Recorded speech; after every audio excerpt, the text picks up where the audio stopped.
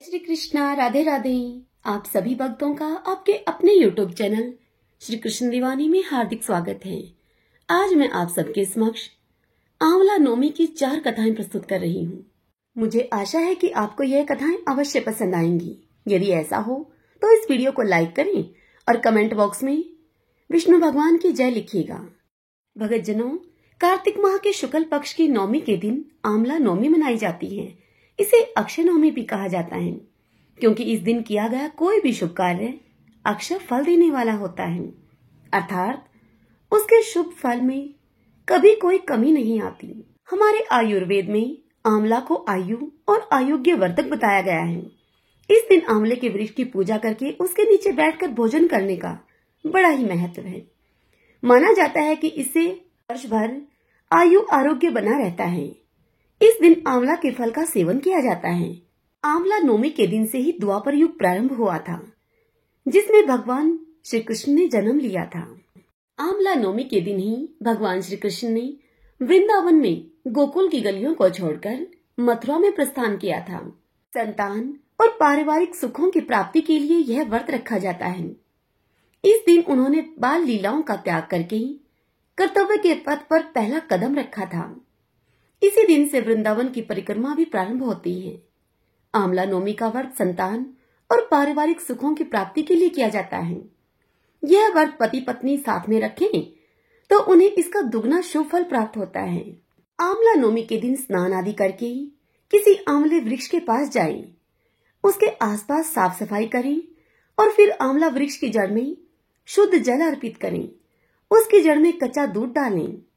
पूजन सामग्रियों से वृक्ष की पूजा करें और उसके तने पर कच्चा सूत लपेटकर, रोली लगाकर, चावल चढ़ाकर, गुड़ चढ़ाकर 108 परिक्रमा करें। मौली को आंवले के वृक्ष पर 8 परिक्रमा करते हुए लपेटना है। इसके बाद परिवार के सुख समृद्धि की कामना करके वृक्ष के नीचे ही बैठकर परिवार और मित्रों के सहित भोजन किया जाता है। आंवले को वेद पुराणों में अत्यंत उपयोगी और पूजनीय कहा गया है। आंवला का संबंध कनकधारा स्त्रोत से भी है। एक कथा के अनुसार एक बार जगत गुरु आदि शंकराचार्य भिक्षा मांगने एक कुटिया के सामने रुके। उस कुटिया में एक बूढ़ी औरत रहा करती थी, जो कि अत्यंत ही गरीब और दयनीय स्थिति में थी। जगत गुरु शंकराचार्य की आवाज को सुनकर वह बूढ़ी औरत अपनी कुटिया के बाहर आई। उसके हाथ में एक सूखा आंवला था। वह बूढ़ी औरत महात्मन शंकराचार्य को इस सूखी आंवले को देती हुई कहने लगी कि हे महात्मन, मेरे पास इस सूखी आंवले के सिवाय कुछ भी नहीं है जो कि मैं आपको भिक्षा में दे सकूं। शंकराचार्य को उसकी स्थिति पर बड़ी दया आई और उन्होंने उसी समय उसकी मदद करने का प्रण ले लिया। उन्होंने अपनी आंखें बंद की और मंत्र रूपी 22 श्लोक बोले। ये 22 श्लोक कनकधारा स्त्रोत के श्लोक थे। कनकधारा स्त्रोत को सुनकर माँ लक्ष्मी ने प्रसन्न होकर उन्हें दिव्य दर्शन दिए और उनसे कहा कि हे शंकराचार्य, इस औरत ने अपने पूर्व जन्म में कोई भी वस्तु दान नहीं की है।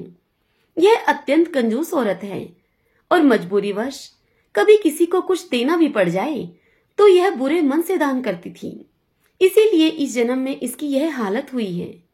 यह अपने कर्मों का फल भोग रही है, इसीलिए मैं इसकी कोई सहायता नहीं कर सकती। शंकराचार्य ने देवी लक्ष्मी की इस बात को सुनकर उनसे कहा कि हे महालक्ष्मी, इसने पूर्व जन्म में अवश्य ही दान धर्म नहीं किया है, लेकिन इस जन्म में इसने पूर्ण श्रद्धा से मुझे आंवला नौमी की तो महिमा बड़ी ही निराली है। आइए भगतजनों, अब आंवला नौमी की दूसरी कथा सुनते हैं। हमारे शास्त्रों के अनुसार एक समय की बात है, धन की देवी माँ लक्ष्मी धरती पर विचरण करने के लिए आई। तब माता लक्ष्मी ने देखा कि हर कोई भगवान शिव और भगवान विष्णु की पूजा कर रहा है। यह सब देखकर माता लक्ष्मी के मन में विचार आया कि दोनों की एक साथ पूजा कैसे की जा सकती है। जब माता लक्ष्मी ने इस विषय में गहराई से सोचा तो उन्हें ख्याल आया कि धरती पर दोनों देवों की पूजा आंवले के पेड़ के पास एक साथ की जा सकती है, क्योंकि तुलसी और आंवला में दोनों में ही भरपूर गुण पाए गए हैं। इसके बाद से ही माता लक्ष्मी ने दोनों देवों की आंवला के पेड़ के नीचे पूजा की, जिससे कि दोनों ही देव भगवान विष्णु और भगवान शिव माता लक्ष्मी पर अत्यंत प्रसन्न हुए और उनके सामने प्रकट हो गए। तब माता लक्ष्मी ने दोनों देवों को आंवला पेड़ के नीचे भोजन पकाकर खिलाया। तभी से हर साल कार्तिक शुक्ल पक्ष की नौमी तिथि पर अक्षय तृतीया का व्रत किया जाता है और आंवले के पेड़ की पूजा की जाती है। आंवले के वृक्ष की अक्षय नौमी पर पूजा करना तभी से प्रारंभ हुआ है। आइए भगतजनों, अब हम आंवला नौमी की तीसरी कथा श्रवण करते हैं। काशी नगरी में एक निसंतान धर्मात्मा वैश्य रहा करता था। उसके जीवन में धन धान्य की कोई कमी नहीं थी, लेकिन फिर भी वह बहुत ही अधिक दुखी रहता था क्योंकि उसके कोई संतान नहीं थी। एक दिन वैश्य की पत्नी को उसकी एक पड़ोसन ने कहा कि अगर तुम पुत्र रत्न की प्राप्ति चाहती हो तो इसके लिए मेरे पास तुम्हारे लिए एक उपाय है। इस उपाय को करने से तुम्हें पुत्र रत्न की प्राप्ति होगी। उपाय ऐसा है कि इसमें तुम्हें एक पराये बालक की बलि भैरव भगवान के सामने चढ़ानी होगी। वैश्य की पत्नी ने इस सब के बारे में अपने पति को बताया तो वैश्य ने ऐसा करने के लिए मना कर दिया। हालांकि वैश्य की पत्नी के मन में संतान प्राप्ति की प्रबल इच्छा थी, जिससे कि वो लालच में पड़ गई और मौके की तलाश में लग गई। एक दिन वैश्य की पत्नी ने एक कन्या को कुएं में गिराकर भैरव देवता के नाम पर बलि दे दी। इस पाप के परिणाम स्वरूप वैश्य की पत्नी को पूरे शरीर में अब कोढ़ हो गया। साथ ही उस लड़की की आत्मा भी उसे सताने लगी। अपनी पत्नी की ऐसी हालत देखकर वैश्य ने उससे पूछा कि आखिर यह सब क्यों हुआ है। तब वैश्य की पत्नी ने उसे सारी बात बता दी। तब वैश्य ने अपनी पत्नी से कहा कि गोवध करना, ब्राह्मण हत्या करना और बाल वध सबसे बड़ा पाप है। इस पाप को करने वाले का इस संसार में कोई भला नहीं कर पाया है। इसीलिए तुम गंगा के तट पर जाकर भगवान का भजन करो और सच्चे मन से गंगा में तुम स्नान करो, तभी तुम्हें इस कष्ट से मुक्ति मिलेगी। तब वैश्य की पत्नी ने अपने पति के कहे अनुसार उसी प्रकार से पश्चाताप करने लगी और रोग मुक्त होने के लिए माँ गंगा की शरण में चली गई। तब गंगा माँ उसके भक्ति भाव से प्रसन्न होकर उसे कार्तिक शुक्ल पक्ष की नौमी तिथि को आंवले के पेड़ की पूजा करने और साथ ही आंवले का सेवन करने के लिए कहा। तब उस वैश्य की पत्नी ने ठीक वैसा ही किया जैसा कि माँ गंगा ने उसे करने के लिए कहा था। आंवले के वृक्ष का पूजन और व्रत के प्रभाव से वह वैश्य की पत्नी अब रोग मुक्त हो गई। इतना ही नहीं, इस व्रत के प्रभाव से कुछ ही दिन के बाद उसे संतान सुख की प्राप्ति भी हुई। सभी बोलिए विष्णु भगवान की जय, आंवला नौमी की जय। आइए भगतजनों, हम आंवला नौमी की चौथी कथा सुनते हैं। एक समय की बात है, एक आंवलिया राजा था जो कि हर रोज एक मन सोने के आंवले का दान किया करता था और उसके बाद ही भोजन जिमता था। एक दिन यह सब देखकर उसके बेटे बहू आपस में चर्चा करने लगे कि पिताजी, रोज इतने सोने के आंवलों का दान करेंगे तो हमारा समस्त धन समाप्त हो जाएगा, इसलिए इनके सोने के आंवले दान करना बंद कर देना चाहिए। अब उस राजा का एक पुत्र उसके पास आया और बोला, आप तो सारा धन इस प्रकार से लुटा देंगे, इसलिए अब आप आंवले का दान करना बंद कीजिए। अब राजा और रानी दुखी होकर उजाड़ में जाकर बैठ गए। उस दिन वह आंवलों का दान नहीं कर सके, इसलिए उस दिन उन्होंने कुछ खाया भी नहीं। तब भगवान ने सोचा कि अगर हमने इनका सत नहीं रखा तो दुनिया में हमें कौन मानेगा, कौन हमें पूजेगा। तब भगवान ने उनके सपने में आकर उनसे कहा कि तुम उठो और तुम्हारे पहले जैसी रसोई हो गई है। आंवला का वृक्ष तुम्हारी आंखों के सामने है। तुम उठो और आंवलों का दान करो और तदंतर भोजन जीम लो।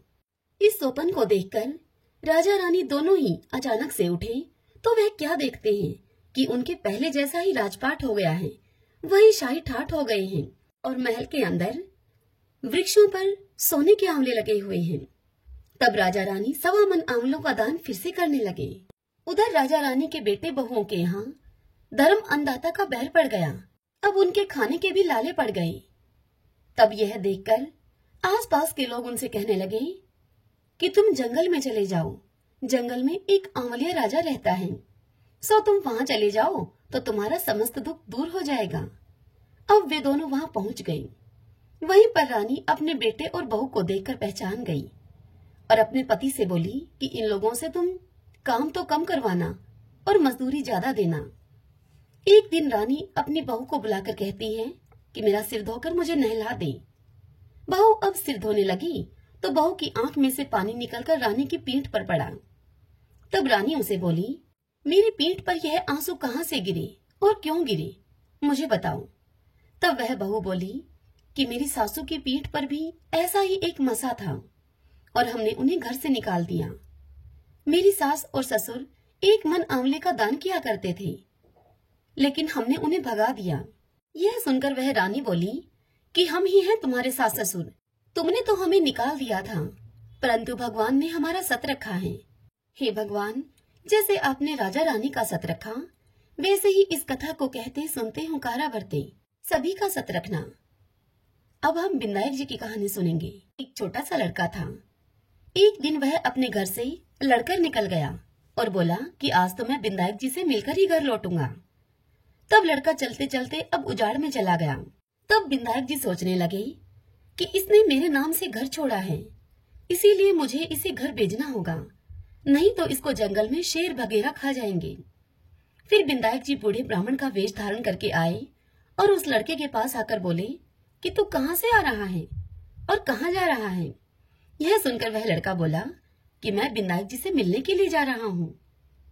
तब बिंदायक जी महाराज, जो कि बूढ़े ब्राह्मण का वेश करके आए थे, वह बोले कि मैं ही हूँ बिंदायक जी, मांग तू क्या मांगता है, परंतु एक बार में ही मांगना, तुझे जो भी मांगना हो। यह सुनकर वह लड़का बोला कि क्या मांगू, अन्न हो, धन हो, हाथी की सवारी हो, स्त्री ऐसी हो जैसे कि फूल गुलाब का। यह सुनकर बिंदायक जी मुस्कुराए और उस लड़के से बोले कि लड़के, तूने तो सब कुछ मांग लिया, जा तेरे सब कुछ ऐसा ही हो जाएगा, अब तू घर जा।